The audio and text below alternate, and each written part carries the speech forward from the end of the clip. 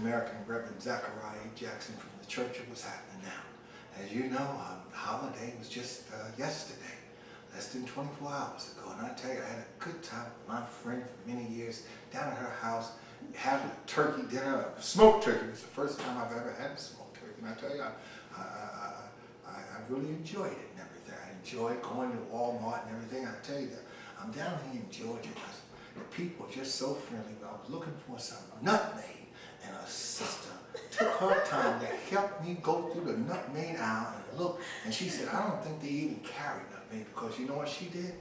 She looked for the sign, the label, and she could not find the label. And we did not find the nutmeg.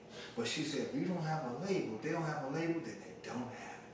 We could not find nutmeg, me and her son TJ. So then we ventured off to one of the drugstores, I think, one of the popular ones, I don't remember the name, and I decided to buy some Tylenol because, you know, I'm coming from up north and everything, coming down here, the weather's changed so much. I normally have my Russian hat on, didn't have to wear the hat, didn't have to wear the jacket and thing, so I wound up buying 50 Tylenols, and hopefully between now and 2012, I don't have to take all of them. So we thank God for these things. This is a Town Talk show. We're talking about relationships. We're talking about black relationships. And I mean, no offense to anyone else, but I'm just saying this is right here today is why we're not together and what's going on with the divorce rate and what's really going on. Is it love? Is it about money?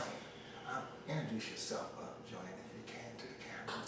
Sure. Hi, I'm Joanne Coates, and I live here in Snellville, Georgia. All right. You want to introduce yourself? I am Sharon Crawford, and I also live here in Snellville, Georgia. All right. Hi, I'm Kathy Robinson, and this is my home. Snellville, Georgia. Snellville, Georgia. Let me start this conversation with, are we unequally yoked, or does it matter unequally yoked economically?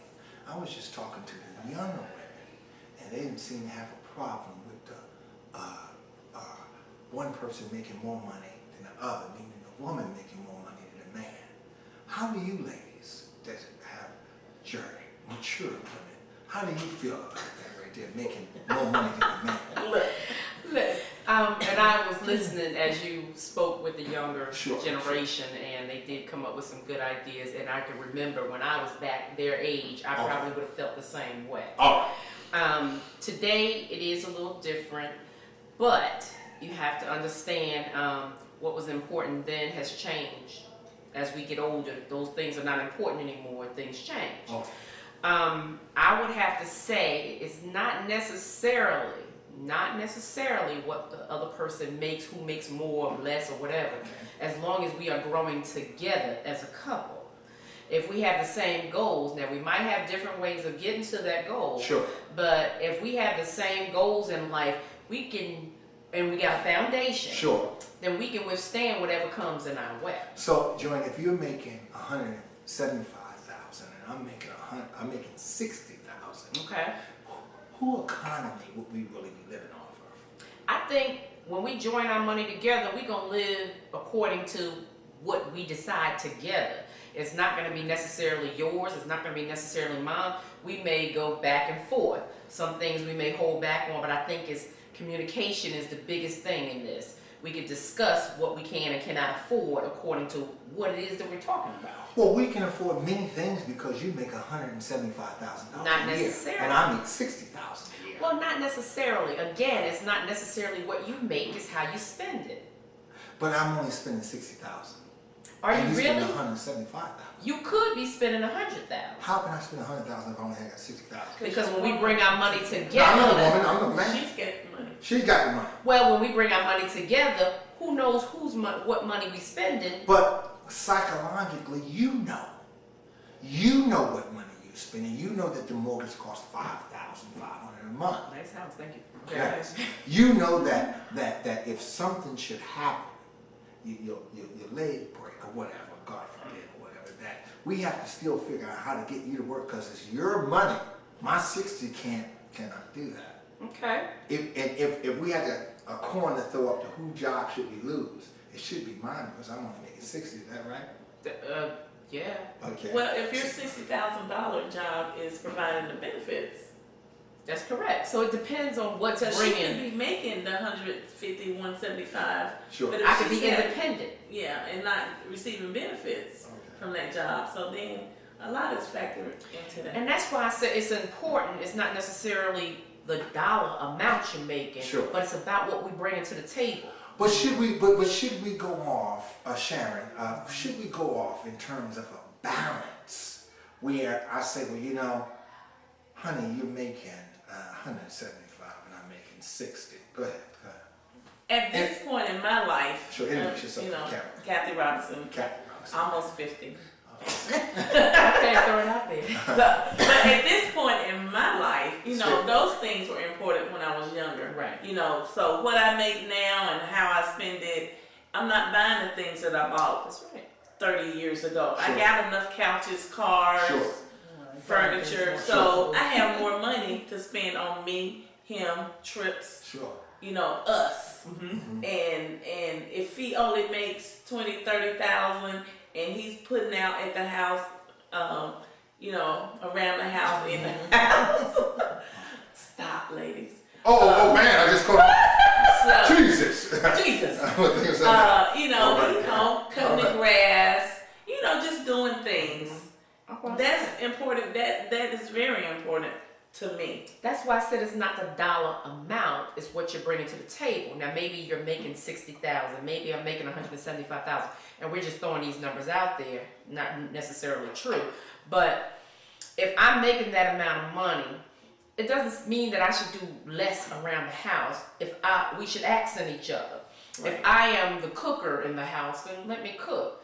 But if you do better cleaning, let you clean.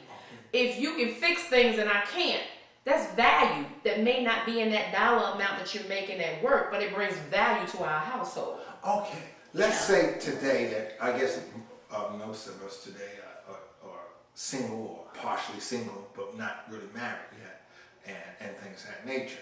Let's say you get married. Me and you get married right now. Mm-hmm. I'm making 60,000. Go back to that 60. You mean 175,000. Mm-hmm. I'm tired of you making 60. I knew that's right. You heard what she said, right? You heard what she said. YouTube, Twitter, Video 81, American Town. You heard what she said. Not the rest. I'm tired of you making less. We get married, right? We get married and things of that nature, and we are sharing the house and things of that nature. 9 times out of 10, we're probably going to live in your house. Mm-hmm. And things, and if we buy a house and everything, you would probably have the more economic authority in the house. You understand? Because the simple reason you make 175, I make 60. All right. Now, let's just play this thing this way.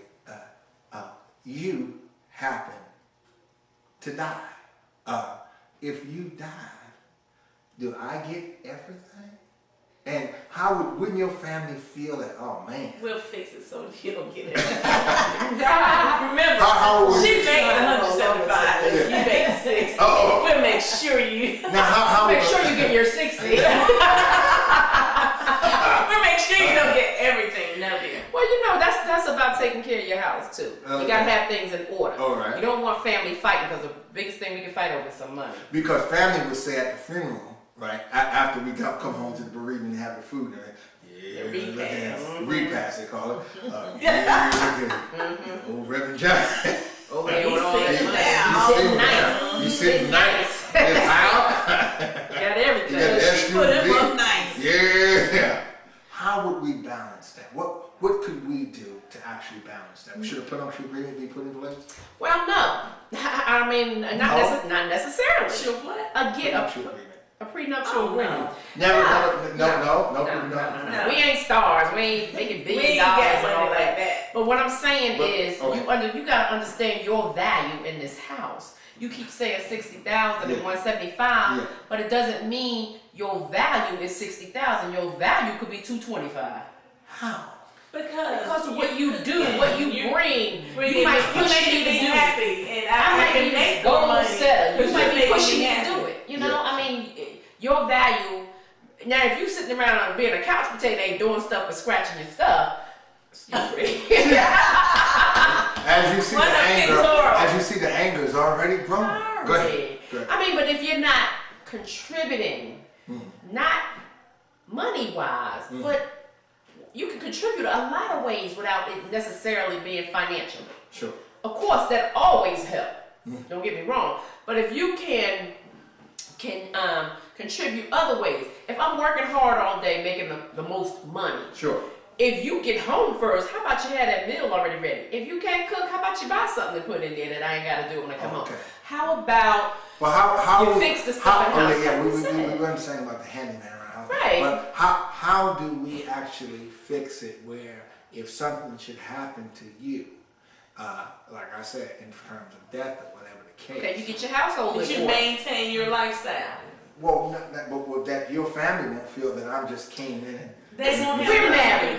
We're not married to the family. We're married. So what we do and how we handle it it's just amongst me and you. Now, my family, I'm gonna make sure they get what I want them to have. You gotta understand this is ours, not theirs. So we have to talk about it. Now, if you trifling, that's another story because the family would be mad if you got. But what would wait try? Okay, all right. I'm glad you brought that up. Now I saw this movie called Insecure with an N. Insecure. Right. Okay. Oh, yeah. Now you know that movie called Insecure? I do. Okay. In Insecure, that guy was very abusive to that woman. He was very abusive to the second one. That was really a ball. That really could have been a good woman for him because she really wanted what he wanted. She was really out to get what she was out to really move on up. But he was very mean to her. He was very negative. He was very jealous. He was very controlling and everything. Did anybody else see that movie? Wait a minute. She dealt with it, but I often say a pretty girl like that, would she have taken the same stuff off of a garbage man? Probably not. She had set herself on him and what he had. Right. So that do play a little part. Well, with certain women, women are different. We're all females. Sure. But we're all different. You got women, you got a lady. Sure. I mean, you got the elegant ones, you got the hoochie ones, is that right to say? The hoochie ones, you got the ones that's after something, you got the ones that's not after anything. We after different things. I mean, one might be after money, one might be after love, one might be after companionship. Sure. So it depends on who you get, who you're around, what you surround yourself with, and all of that. So I mean, you got a whole lot of things being put into the bowl. But let Sharon answer. Sure. What's your point of view on that? Do you have any words to say anything? No, I didn't see that one. Okay. But it was like he said, he abused the second woman. Well, he abused the first one too, but she got out of it. She got out of it. She was, So he made the most money. He made the money. So he was low. He was low. As a matter of fact, don't you find that men that make a lot of money, for the most part, especially our men? We mean our men. Okay, people that are that look like me, men that look like me. African American. Am I black? You say it. Did I say that? Yeah. Are you? Am I? Are you Creole? Chinese? I don't. Today now. Let me say this right here. I can tell you this right here. I am truly an African American. My family comes from right down that hill. I already addressed that earlier. My family comes from right down that hill in Perry, Georgia. That's where they plantation. Okay, so speaking on the fact that we're all African American. I am all African American. But I can't answer that for everybody. Everybody got different stories. Anyway, I just find that men, when they're making a lot of money, they want to they want to belittle you. They want to walk around with wads of money in their pocket. They want to walk around in suits and stuff and perpetrate, and it ain't all necessary. But should the man save the day? Are you ladies still looking for the man to save the day, or does it matter? I don't need no man to save no day. Okay, go ahead. Me? Yes, go ahead. I want want to be treated like a lady. I'm Sure. supposed to be treated like a queen, and in return, I will treat him like the king. Now, No, who told that's you what you're I supposed to want. be treated like a queen. Oh,